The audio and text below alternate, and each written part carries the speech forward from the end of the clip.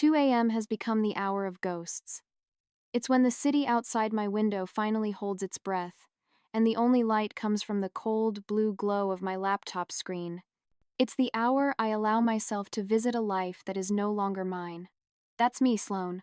27 years old, sitting on a lumpy mattress in a studio apartment that smells faintly of my downstairs neighbor's cooking and my own stale regret. And I am staring at a photograph of my daughter calling another woman mama. The picture is professionally taken, bathed in the soft golden light of late afternoon.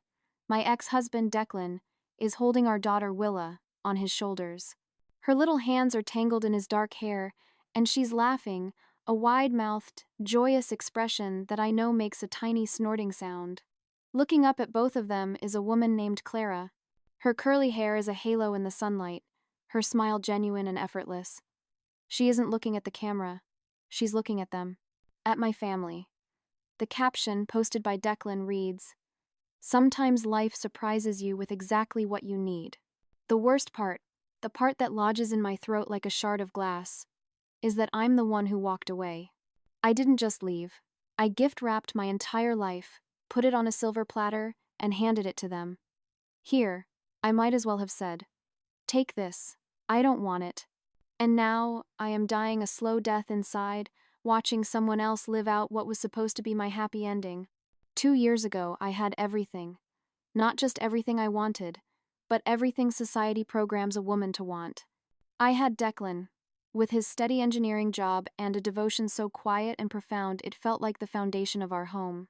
We had the cute little starter house with a ridiculous mortgage and a backyard just big enough for a swing set we were always meaning to buy. And we had Willa. Perfect, beautiful Willa, with her chunky baby thighs and a smile that could disarm armies. Declan worked tirelessly so I could be the stay-at-home mom I thought I wanted to be. From the outside, we were the picture-perfect family that gets 1,000 likes on Facebook. A snapshot of suburban bliss. But inside that picture, I was suffocating. The frame was shrinking around me every day. Each morning was a carbon copy of the last. Wake up to crying. Change a diaper. Wipe spit up off a t-shirt I'd already been wearing for 3 days because the mountain of laundry in the basement felt like an insurmountable peak. My world, once filled with art history classes, late-night debates, and spontaneous road trips, had shrunk to the size of a diaper genie. My conversations revolved around nap schedules and the subtle differences between brands of pureed squash. My own body felt alien. It was no longer a vessel for pleasure or adventure, but a utilitarian machine that had carried a child and now existed solely to feed her, rock her, and clean up after her. I'd catch my reflection in the darkened TV screen and see a stranger with dark circles under her eyes and dried milk staining her collar. Meanwhile, my phone was a portal to another universe. A universe where my friends Tatum, Skylar, and Kennedy were living their best lives in the perpetual sunshine of Miami. Their Instagram feeds were a dizzying carousel of club openings, boat parties, and weekend getaways with men who had blue check marks next to their names. "Missing you, babe." They'd caption a photo of the three of them, tanned and laughing with cocktails in hand.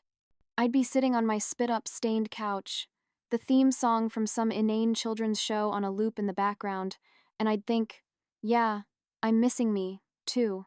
Declan tried. I have to give him that. He wasn't blind to my unhappiness. He'd come home from a 10-hour day, kiss me, and immediately take Willa from my arms so I could have a shower that lasted longer than 3 minutes.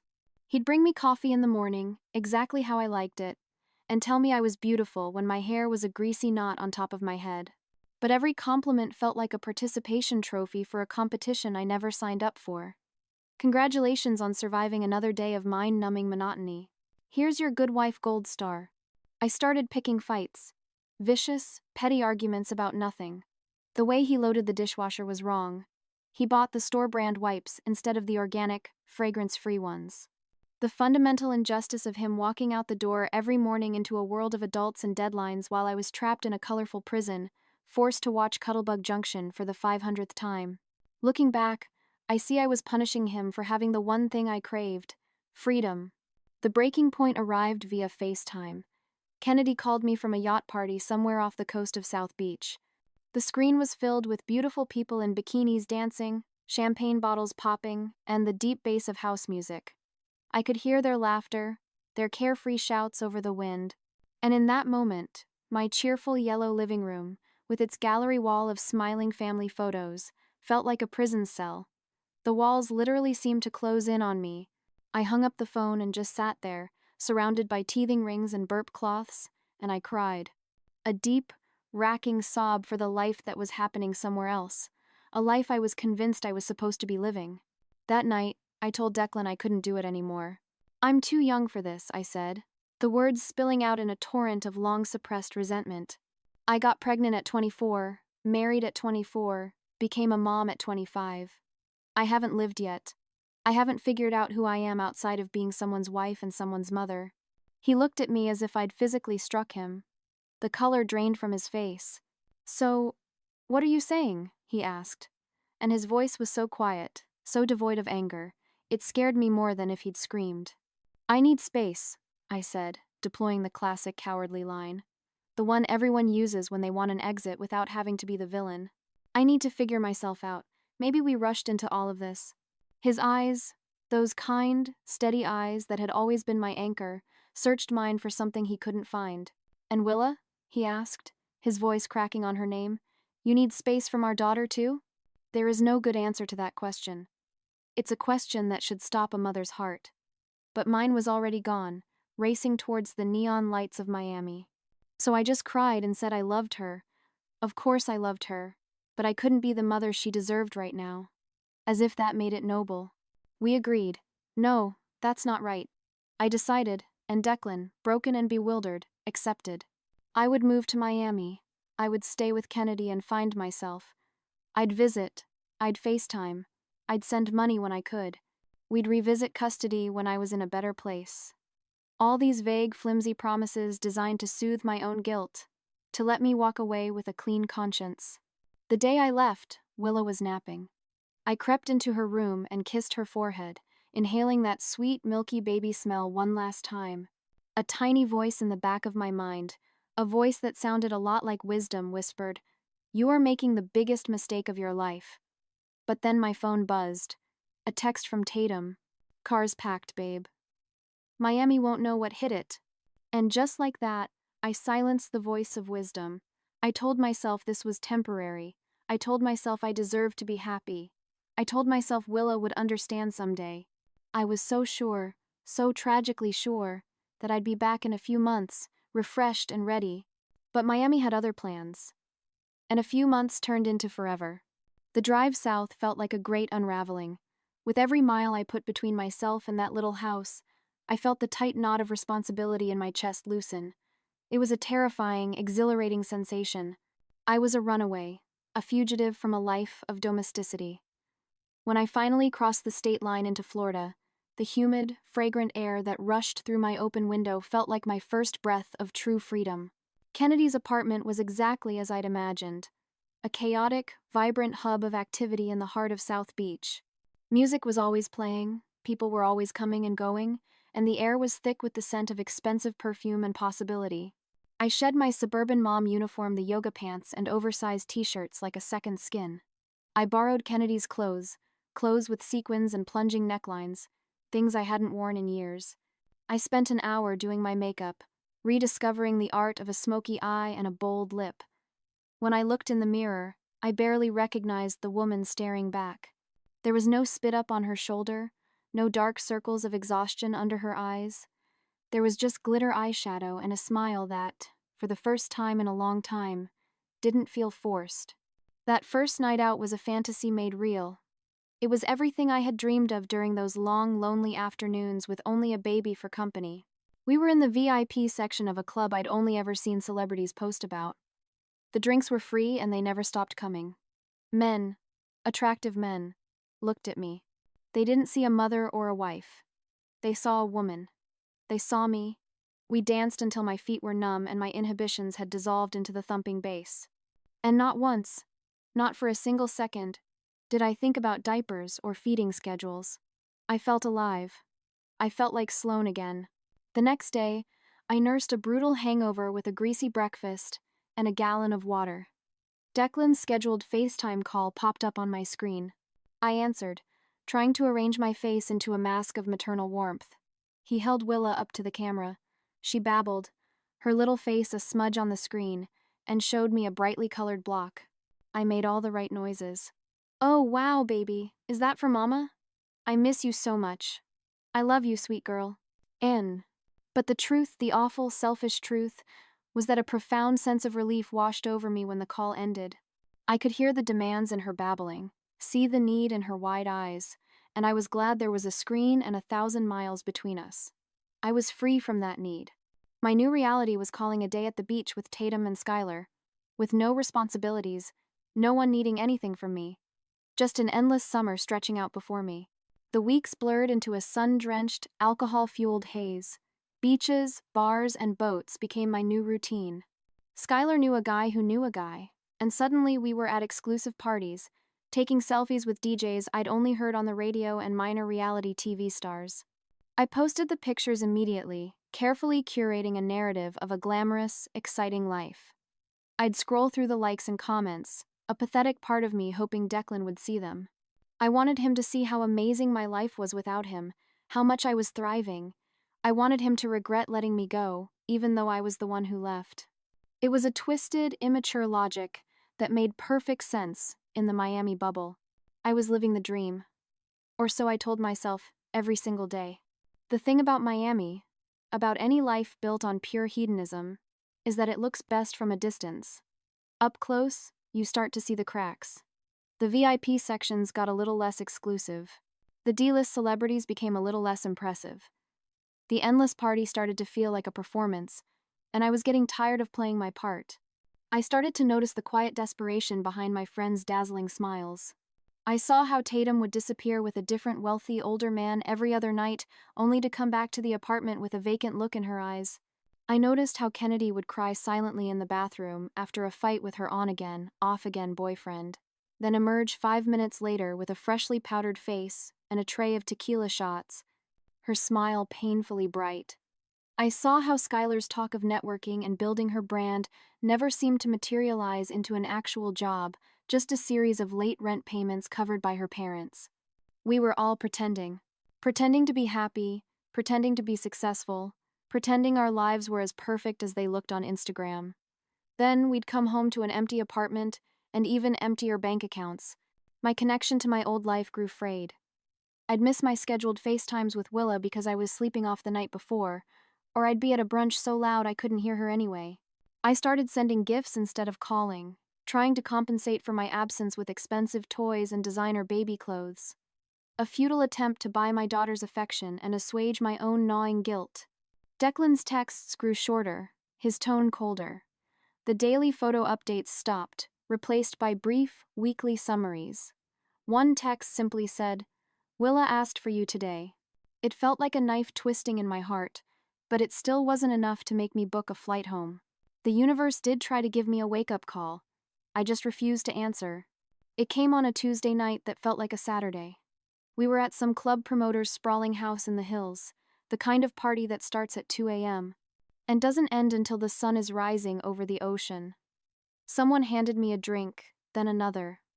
Hours evaporated. The next thing I knew, I was waking up on a couch I didn't recognize, my head pounding and my mouth tasting like ash. My purse was gone. My phone was dead. Panic, cold and sharp, finally pierced through my alcoholic fog. It took me an hour to get a ride and another hour to find a corner store where I could buy a charger. When my phone finally flickered to life, it was flooded with notifications. 10 missed calls from Declan. A string of increasingly frantic texts. Willa has a fever. 103. Tried calling. She won't stop crying. She's asking for you, Sloane. She finally fell asleep, crying for her mommy. I sat down on the curb outside that convenience store, the morning sun already hot on my back, and I sobbed. Mascara ran down my face in black rivers, my sequin top from the night before looking cheap and pathetic in the daylight. The glamour of my freedom suddenly looked as tawdry and fake as the knockoff designer bags sold on the beach. In that moment, I saw myself for what I was, a selfish, negligent mother who had abandoned her sick child to get drunk at a stranger's party. I should have gone home that day. I should have packed a bag and gotten on the first flight back. But I didn't. Instead, I sent Declan a text. "So sorry my phone died. I'll call tomorrow. I'm figuring things out. The lie tasted bitter in my mouth. I wasn't figuring anything out. I was running away from the hardest thing I'd ever done being a mother, and I was calling it self-discovery. But the only thing I had discovered was that the party scene was just as empty as I'd feared my suburban life had been, only with better lighting and more expensive drinks. My money eventually started to run low, and so did Kennedy's patience with my couch surfing. I got a job at a high-end boutique on Collins Avenue, selling overpriced dresses to wealthy tourists. It paid just enough to contribute to the rent and keep the party going on weekends. My life settled into a new, mediocre rhythm. Work, party, sleep, repeat. I was treading water in a sea of my own bad choices, and I was starting to forget what solid ground felt like. The universe has a sick sense of humor. Just when I'd managed to construct a fragile narrative where I was a fabulous, independent woman living a glamorous life, reality came crashing down in the form of a single Instagram notification. It had been 10 months since I'd left. 10 months of sporadic calls and 2 brief, awkward weekend visits, where I'd played the role of fun mom, the one who brings presents and doesn't have to enforce bedtime. The notification read, "Declan Robinson is in a relationship with Clara Mitchell." My world tilted sideways. I clicked on her profile immediately, my heart hammering against my ribs. Clara Mitchell, 24, kindergarten teacher. Her page wasn't filled with club photos or bikini selfies. It was full of inspirational quotes about education, pictures of messy, joyful classroom art projects, and photos of her hiking with a golden retriever. She was pretty, in a wholesome, natural way, curly hair, minimal makeup, a smile that reached her eyes. She was the exact opposite of the contoured, filtered faces I was surrounded by in Miami. Their relationship announcement photo was a gut punch. It was them at some local fall festival. Willa was perched on Declan's shoulders, her face sticky with what looked like caramel apple, and Clara was looking up at them both, her expression one of such pure, unadulterated adoration it made my stomach physically hurt. Declan's caption was simple, but it was aimed at me like an arrow. Sometimes life surprises you with exactly what you need. The comments were a fresh hell. "You guys are so perfect together." Willa looked so happy. And then, the one that shattered me. A comment from a mutual friend. "Clara is such a great mom to Willa." Declan's reply appeared underneath it. "We're so lucky to have her." I didn't even realize I was crying until a tear hit my phone screen, blurring their happy faces. A stranger. A stranger was being called my daughter's mom, while her actual mother was sitting alone in a cramped, humid apartment, watching it all unfold through a screen like some twisted reality show. I called Declan that night, my voice shaking with a potent cocktail of rage and fear. "You're letting her play mommy to our daughter? I've been gone for, what, a few months, and you've already replaced me?" His laugh was short and completely without humor. "You've been gone for 10 months, Sloane? 10 months. What did you expect me to do? Put our entire lives on hold indefinitely while you find yourself in Miami? Willa needs stability. She needs someone who she can count on to be there every single day, not just when it's convenient."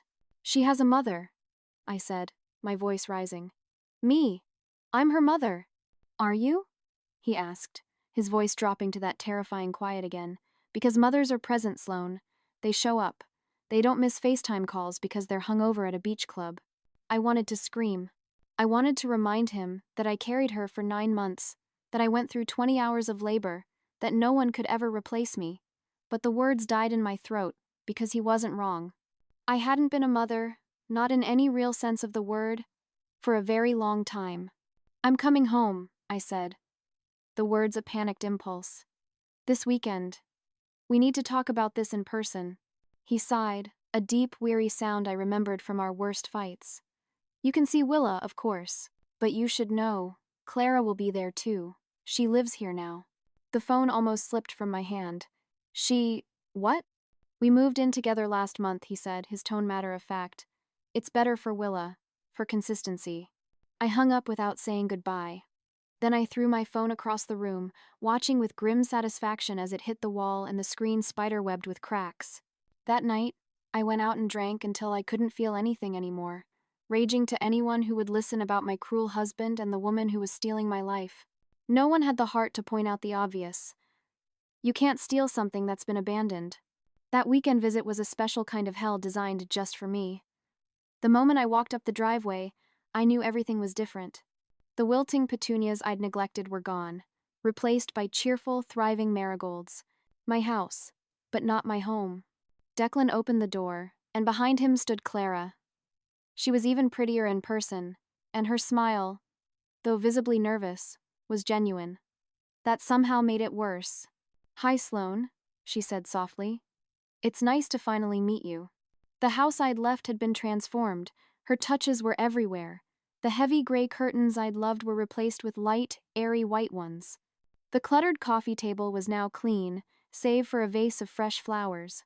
And on the mantelpiece, where a photo of Declan and me, on our wedding day, used to be, there was now a photo of him, Willa, and Clara, taken at that fall festival.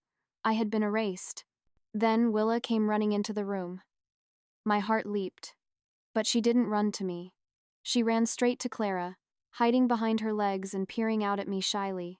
A few minutes later, while trying to climb onto the couch, she slipped and bumped her head. Before I could even move, she was wailing, reaching up with her little arms. Not for me, but for Clara. "Mama Clara," she cried. "Mama Clara, kiss it." And Clara did.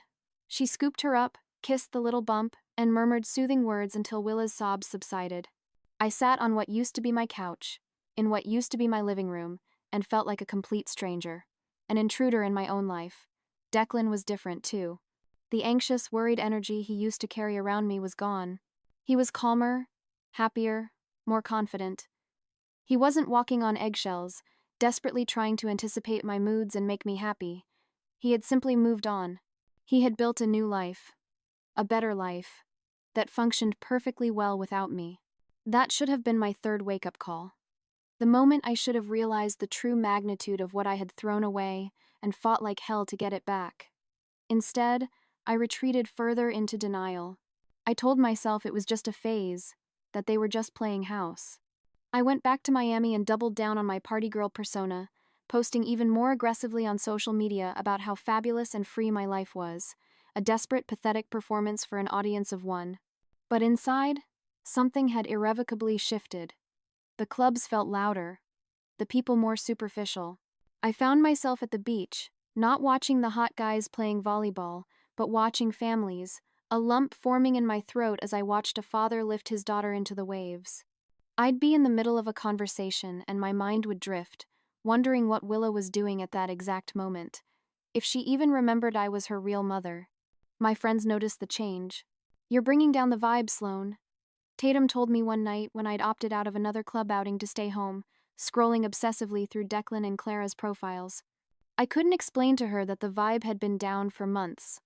I was just finally admitting it to myself. The final, fatal blow came 3 months later. An engagement announcement.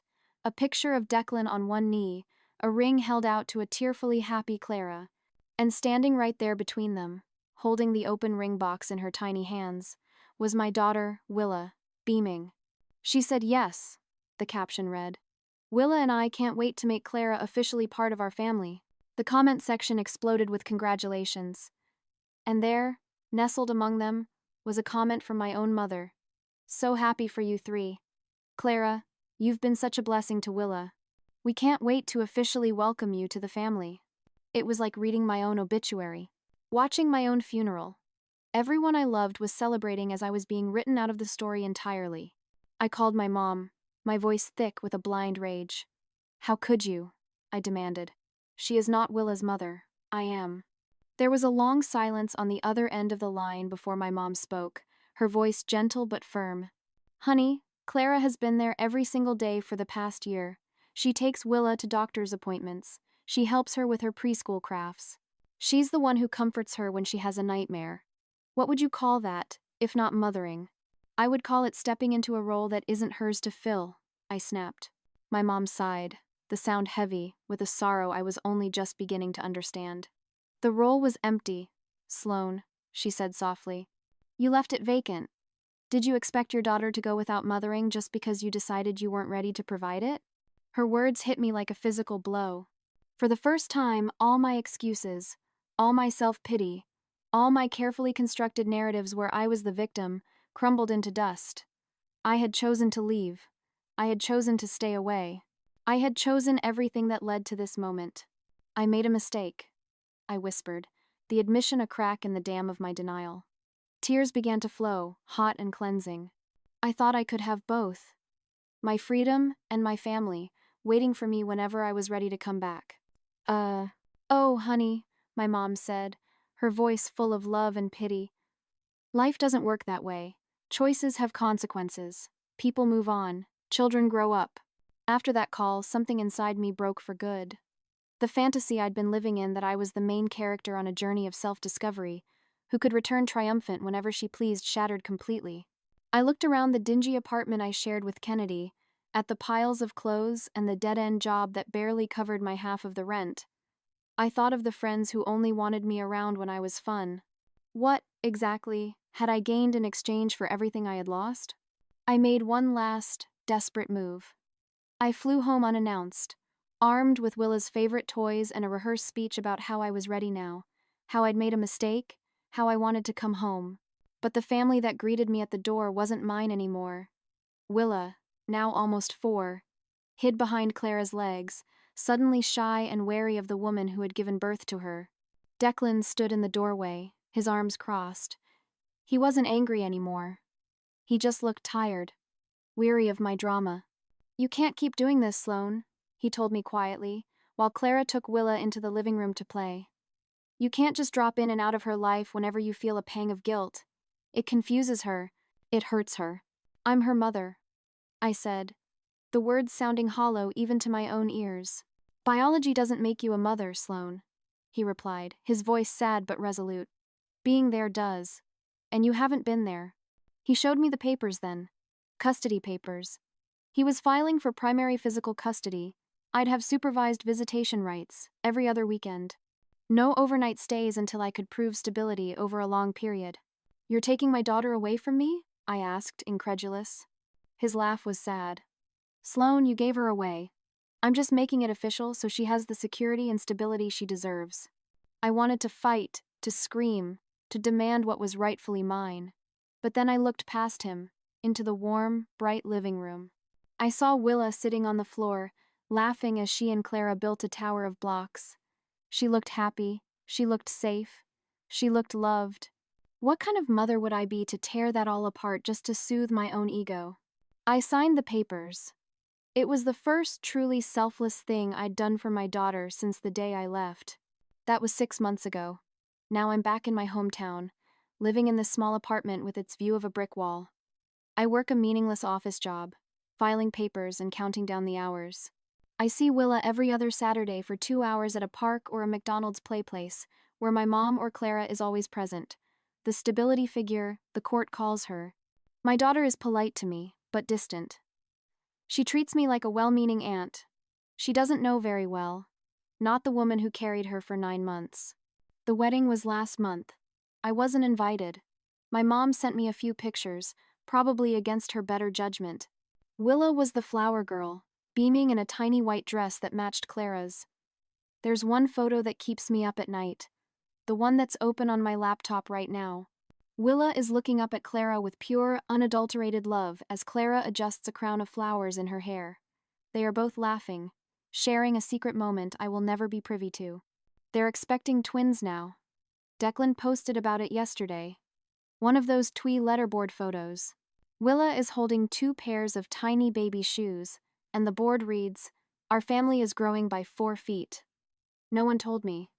Why would they? I'm just a footnote in their story now. I closed my laptop and cried until I couldn't breathe. Not just for the family I lost, but for the life I threw away. For all the mundane, precious moments I thought were so suffocatingly boring. The family dinners, the bedtime stories, the scraped knees.